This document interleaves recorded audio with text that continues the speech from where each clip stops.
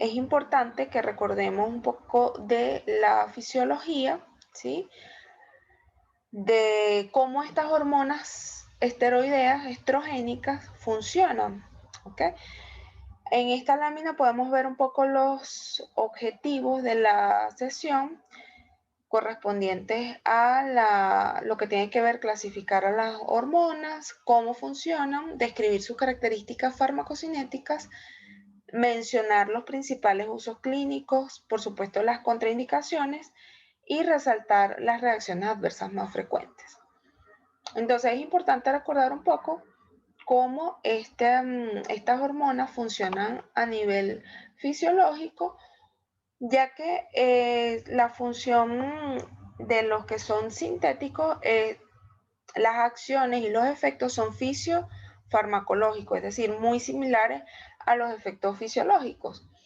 Entonces, en esta a la derecha podemos ver todos los cambios que ocurren en un ciclo menstrual, ¿sí? En el organismo femenino, tanto a nivel, si vamos de abajo hacia arriba, a nivel de el estroma, ¿ok? A nivel o a nivel del útero, a nivel de la síntesis o liberación de hormonas ováricas, también la síntesis de hormonas hipofisiarias que tengan que ver con este sistema, cambios en la temperatura corporal y las modificaciones del ciclo ovárico, de los cambios ováricos, ¿ok? Más que ciclo ovárico. Bien, entonces, ¿qué es importante recordar? Bueno, que tenemos obviamente una fase de menstruación que tiene un periodo normal de aproximadamente 4 a 7 días, posteriormente que representa a nivel ovárico, a nivel uterino, el desprendimiento de esa capa de endometrio. Esto va acompañado de niveles pequeños de estrógenos o basales de estrógenos y progesterona que posteriormente comienzan a ir aumentando, ¿sí? En conjunto con, por supuesto, también la hormona folículo estimulante, y eso va en consonancia, ¿verdad? Ese aumento de la hormona folículo estimulante. Recuerden que ese eje hipotálamo, hipófisis y gónada siempre es importante, ya que si se interrumpe en algún punto ese eje, entonces hay una disrupción o podemos tener un loop positivo o negativo. Una retroalimentación o feedback positiva o negativa. ¿Ok? Entonces, en este caso es positivo, tengo mayor aumento de FSH y esto va a tener un efecto en que haya un mayor aumento de estrógeno posteriormente a la fase de la menstruación. Y los cambios que ocurren a nivel del ovario es que va ocurriendo la selección folicular a medida que va aumentando estas hormonas para que se seleccione el ovario, el folículo primario, que es el que se va a mantener, al que se le va a dar todos los recursos para darle la viabilidad a ese folículo, ¿sí? Posteriormente, en la mitad del ciclo, entonces tenemos muchos fenómenos que están derivados principalmente partiendo de la hormona GnRH, ¿ok? Del hipotálamo, ¿sí? Que va a tener estímulo en la hipófisis y va a producir un pico de LH y de FSH, los cuales son súper importantes para que este pico es el que va a tener estímulo sobre diversos receptores que tiene el folículo, ¿sí? De esa hormona LH y se pueda dar la ovulación, ¿ok? Allí también hay un aumento de temperatura corporal y a nivel del endometrio, por supuesto el endometrio ya está preparado con unas glándulas adecuadas, un tejido de implantación adecuado, preparándose para la concepción. Y posterior a la ovulación, entonces, a nivel ovárico, queda la degeneración de todas esas células que rodeaban al folículo ¿sí? Y van a formar el cuerpo lúteo con una amplia liberación de hormona de progestágeno para mantener o lograr el embarazo. Si se logra la fecundación, entonces ayudar a mantener el embarazo. Si eso no ocurre, entonces comienzan los cambios degenerativos a nivel endometrial, ¿sí? Acá en resumen un poco de lo que a la izquierda, un resumen de lo que hemos visto de los cambios ováricos de los cambios foliculares, perdón, con respecto a la evolución en días, ¿sí? Y cómo pasa de ser entonces el cuerpo amarillo o cuerpo albicans si no ocurre el embarazo. En este esquemita solo es para recordar cómo ocurre esa esteroidogénesis ovárica, en la cual la molécula de síntesis primordial es el colesterol, y a partir de ella, como la mayoría de las hormonas esteroideas, ¿sí? Y a partir de ella, y gracias a la acción de diversas enzimas que son claves, como por ejemplo la 17-alfa hidroxilasa, la 17-20 liasa, ¿ok? Gracias a esta conversión enzimática, entonces se va a llegar a un punto de androstenediona, y todo esto entonces va a ocurrir a nivel de la teca del folículo, y posteriormente ese producto de androstenediona va a pasar entonces a las células de la granulosa para convertirse allí en 17-beta estradiol gracias a la 17 hidroxiesteroide deshidrogenasa, ¿ok? Acá solamente para que recordemos esa estructura del folículo y que cada capa de esa célula tiene una función importante en la síntesis de esas hormonas. ¿Ok? Si lo vemos en esta lámina, vemos cómo ocurre ese producto, ese paso, ¿verdad? De esa androstenediona desde las células de la teca a las células de la granulosa, en donde se va a convertir en ese estrógeno natural que es activo, el estradiol. Esa esteroidogénesis ocurre en diversos tejidos, pero depende de la fase en la que se encuentre, por ejemplo, si es una mujer o si es un hombre, ¿ok? Por ejemplo, en la mujer, en etapa posmenopáusica, se va a sintetizar principalmente en tejido adiposo, y el producto o la molécula principal es la estrona. Y en el hombre también ocurre la esteroidogénesis, ocurre sobre todo a nivel testicular, y a nivel extragonadal puede ocurrir también en la piel. En pacientes embarazadas ocurre a nivel de placenta, ¿okay? También, o sea, además de en los tejidos ováricos, donde ocurre fisiológicamente el proceso, también la placenta realiza la esteroidogénesis, ¿ok?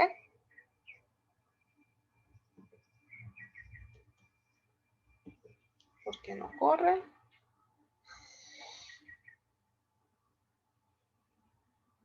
Bien, entonces estas hormonas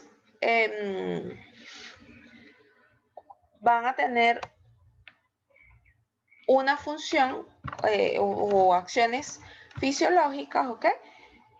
Que con el paso del tiempo, a medida que la función ovárica va disminuyendo, esos beneficios también van a ir disminuyendo, y por eso se atribuye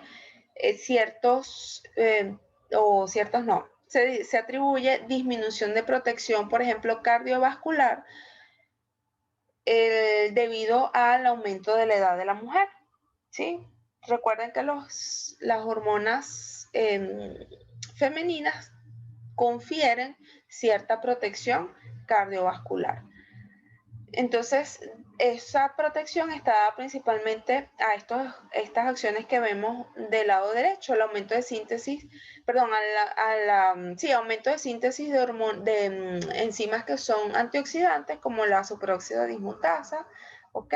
Lo que confiere una actividad antioxidante, incremento también del óxido nítrico, y eso también aumenta lo que es la vasodilatación, e incremento de ciertas sustancias que son vasodilatadoras como prostaciclinas, ¿sí?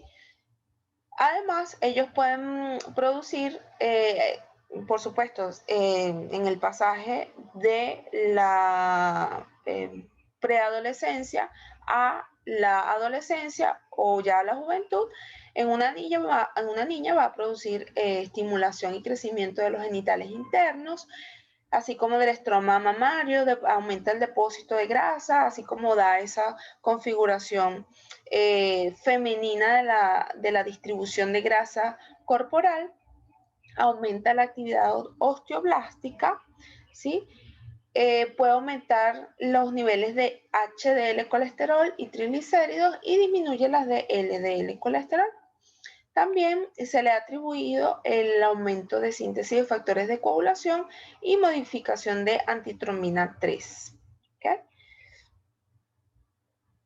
Esto, para que recuerden, los receptores estrogénicos son receptores esteroideos, son estructuras similares tanto para los estrógenos como progestágenos, como hormonas tiroideas, es el mismo receptor, ¿ok? Recuerden que ellos se van a dimerizar y lo que va a cambiar en ellos es el sitio de unión tanto al ADN, al sitio del ADN, como a la molécula que lo estimula, ¿ok? A ese agonista o antagonista. Pero la estructura como tal del receptor es muy similar, incluyendo estos dedos de zinc. Recuerden que entonces ellos para activarse forman dímeros y esos dímeros en conjunto con ese agonista conforman lo que se denomina el elemento de respuesta esteroidea. Bien, cuando hablamos de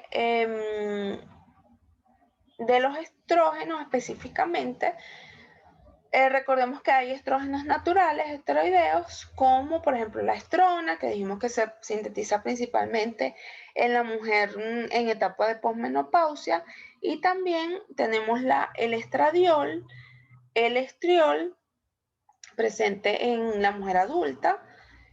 ¿Ok? Tenemos también estrógenos que son sintéticos, ¿okay? Que los podemos ver acá, por ejemplo el mestranol, que es el que está arriba. Al lado derecho tenemos el 17 beta estradiol de forma sintética y tenemos sales de estradiol, que una de ellas, una de las más usadas, es el valerato de estradiol, ¿ok? Que es el que está abajo. Y también tenemos el etinil estradiol, otro estrógeno sintético muy utilizado. También tenemos estrógenos naturales que no son esteroideos, como por ejemplo flavonoides, que tienen usos farmacológicos en situaciones como insuficiencias venosas, entre otras. También tenemos, uno de estos es derivado de la genisteína, lo podemos encontrar en derivados de cereales como la soya. Otro tipo de estrógenos son los sintéticos no esteroideos, ¿sí? Que inicialmente fueron uno de los principales que se comenzaron a utilizar, pero se vieron diversas reacciones adversas medicamentosas, lo cual los dejó en un completo desuso, ¿sí? Uno de ellos fue la aparición de cáncer a nivel del aparato genitourinario, sobre todo de niñas cuyas madres habían consumido ese tipo de compuestos estrogénicos no esteroideos, ¿sí? Uno de ellos muy utilizado para ese entonces fue el dietil stilbestrol. ¿Okay? Bien, y tenemos también estrógenos sintéticos que son más de uso industrial, ¿okay? Como el DDT, el bifenol, que también actualmente se ha demostrado y ya se está dejando un poco en desuso porque también se ha demostrado como reacción adversa o que pueden ser causantes de diversas patologías, como por ejemplo algunos tipos de carcinoma, ¿sí? Bien, cuando hablamos del mecanismo de acción, cuando vimos la imagen del receptor, dilucidamos un poco allí el mecanismo. Entonces, estos representantes estrogénicos tienen una alta liposolubilidad.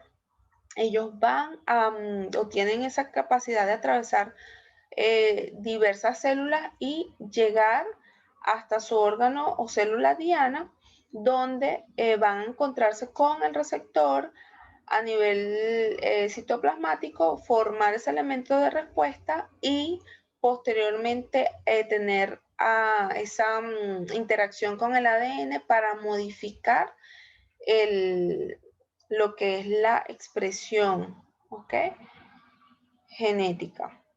Y, por supuesto, ese cambio, esa modificación a nivel nuclear va a tener cambios en la expresión, ¿verdad?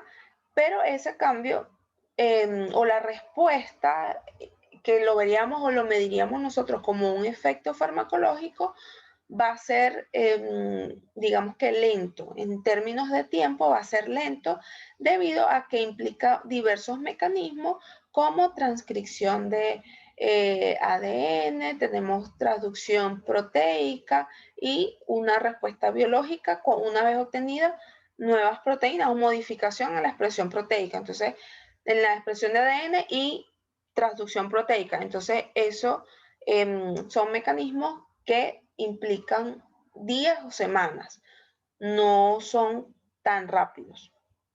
¿Ok? Bien, en cuanto a la farmacocinética, estos derivados estrogénicos, los sintéticos, poseen una buena absorción oral, tienen una alta unión a proteínas que son ligadoras de hormonas sexuales, ¿ok? Ellos principalmente se van a eliminar por biotransformación hepática, se van a conjugar, ¿okay? O se van a unir a complejos glucorónicos o sulfonados a nivel hepático para hacerlos más hidrosolubles y eliminarlos. Sin embargo, antes de esa biotransformación o incluso después a nivel biliar, esa unión con derivados glucorónidos pueden ser escindida y posteriormente el fármaco puede reabsorberse y sufrir recirculación enterohepática. ¿Okay? También se ha demostrado que se excretan a nivel de leche materna. ¿Sí? Fíjense que acá lo que deseo resaltar es que esos derivados estrogénicos, tanto sintéticos como naturales, van a sufrir reacciones de hidroxilación de tipo A o tipo D. ¿Ok? Las de tipo A se convierten en catecolestrógenos y esos van directamente sí, más fácilmente, o son los que a nivel hepático más fácilmente van a ser biotransformados a través de reacciones de sulfoconjugación o glucoconjugación y posteriormente van a ser eliminados principalmente o excretados principalmente por vía biliar o por excreción renal, pero en mayor proporción por vía biliar. Y recuerden que entonces allí pueden ser escindidos y puede ocurrir la recirculación. Bien, y los de tipo D, entonces pueden circular nuevamente a nivel de circulación sistémica general hasta llegar a nivel hepático y tener la misma reacción enzimática para hacerlos más hidrosolubles y luego excretables. Bien, los usos clínicos principales de hormonas estrogénicas son alteraciones en la función gonadal, por ejemplo, niñas, pacientes con hipogonadismo, ¿sí? En las cuales no haya ocurrido los cambios sexuales secundarios, en los cuales no haya ocurrido los cambios sexuales secundarios, entonces ese hipogonadismo se va a tratar con estas hormonas esteroideas. Sin embargo, eso no es un uso, o sea, es un uso especializado, ¿ok? O sea, un ginecólogo infantojuvenil o un endocrinólogo, más bien subespecializado, ¿sí? También se utiliza durante tratamientos sustitutivos en posmenopausia, ¿ok? Pacientes que se ha demostrado que la sustitución con hormonas estrogénicas favorece el perfil cardiovascular, favorece, sin embargo, hay cierta controversia, ¿sí? Pero aún son utilizados en esa indicación. Una de las ramas más frecuentes son las hemorragias intermitentes, el cáncer mamario y el cáncer endometrial, pero esto sobre todo en pacientes en los cuales se administre el derivado estrogénico solo y por mucho tiempo, o sea, por años de tratamiento.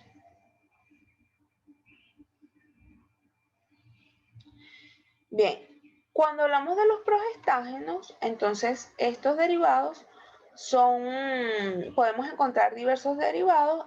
Recuerden que tenemos el natural, ¿okay? Que es la progesterona, y derivados de progesterona, que son los pregnanos, y también tenemos derivados sintéticos. En esos sintéticos tenemos los más similares a la progesterona, son la medroxiprogesterona, son sales, ¿ok?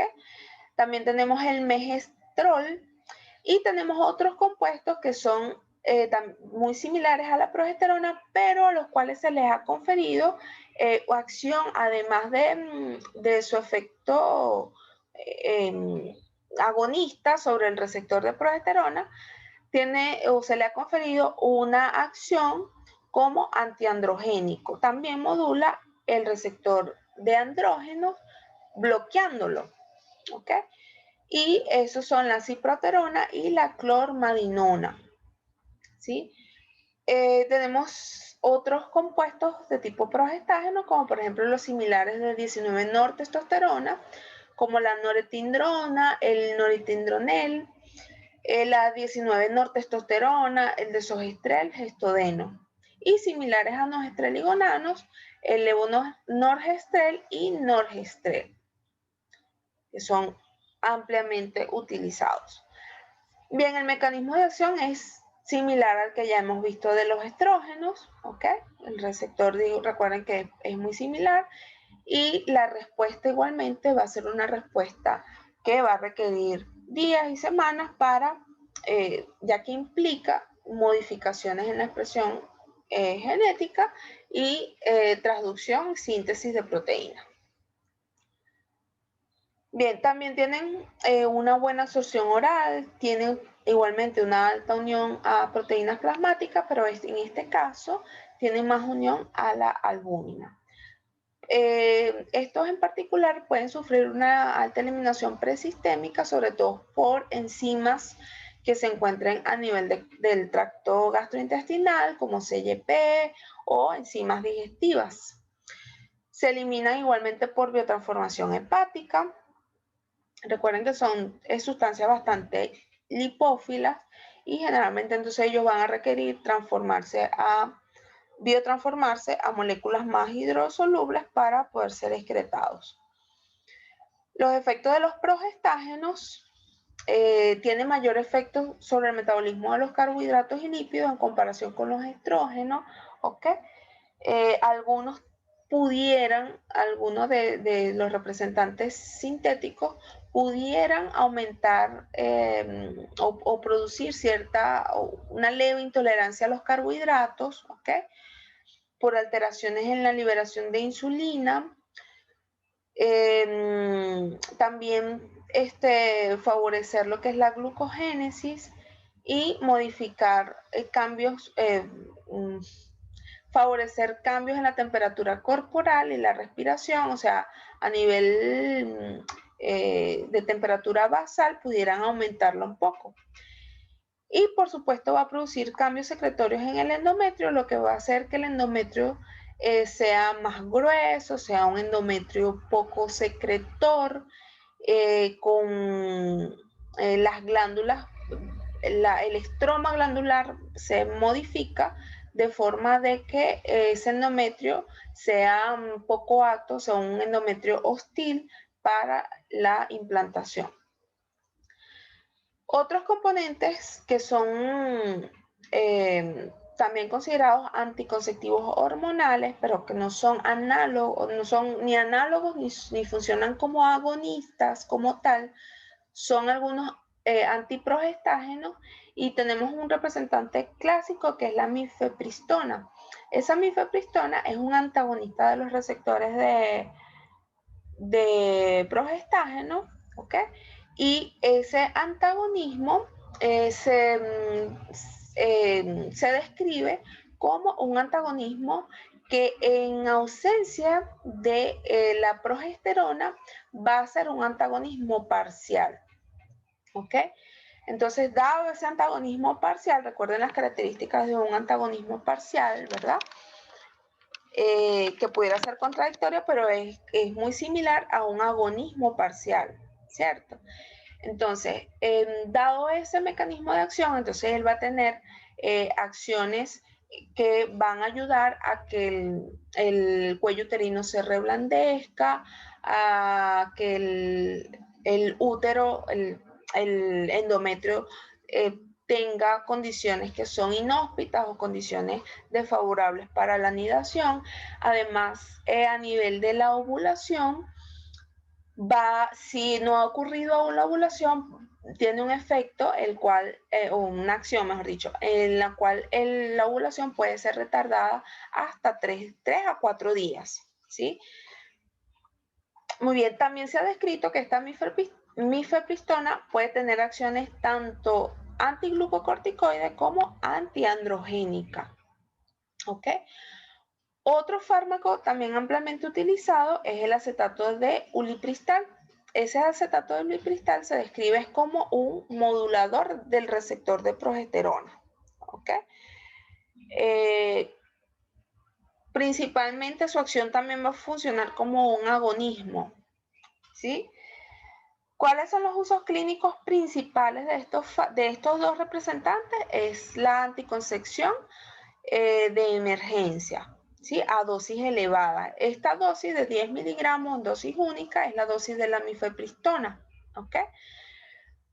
Una ventaja, por ejemplo, del acetato de ulipristal es que al administrarse o al usarse como anticonceptivo oral de emergencia, él tiene mayor efectividad de hasta por 5 días. Es decir, esa paciente que tuvo relaciones sexuales no protegidas o sin ningún tipo de protección, tiene hasta 5 días para administrarse ese acetato de ulipristal, y va a tener la misma acción anticonceptiva o contraceptiva que otros anticonceptivos de emergencia como la mifepristona o el levonorgestrel. Entonces, que para ellos, tanto para la mifepristona como para el levonorgestrel, es de 3 días. ¿Ok? Entonces, un poquito más le da un poquito más de tiempo. Bien, también se utiliza como un abortivo en casos legales, de acuerdo a la jurisdicción, el país, la normativa del país, ¿ok? Se utiliza como un abortivo, y en casos en los que haya una indicación médica para terminar con el embarazo, se prefiere su uso solo de la... aquí estoy hablando de la mifepristona solamente, ¿ok? Como abortivo. Se utiliza solo hasta el día 59, en unos países se permite hasta más del día 60, o sea, se permite su uso en pacientes embarazadas con alguna indicación médica que contraindique el embarazo, ¿ok? Y la otra, si pasan más de esos días, más semanas, 12, 18, 20 semanas, hasta las 20 semanas se puede considerar un aborto, ¿verdad? Se utiliza también, pero combinado con otros fármacos como los que ya vieron, que son los análogos de prostaglandinas. ¿Ok? Y otro uso clínico es la inducción del trabajo de parto a término o, en el caso que haya ocurrido, un óbito fetal. Creo que la sesión se va a cortar porque... Ah, no, siguió. No, se va a cancelar. Sí, me dice menos de un minuto. Pensé que iba a funcionar algo que hicimos con otro semestre en los que la sesión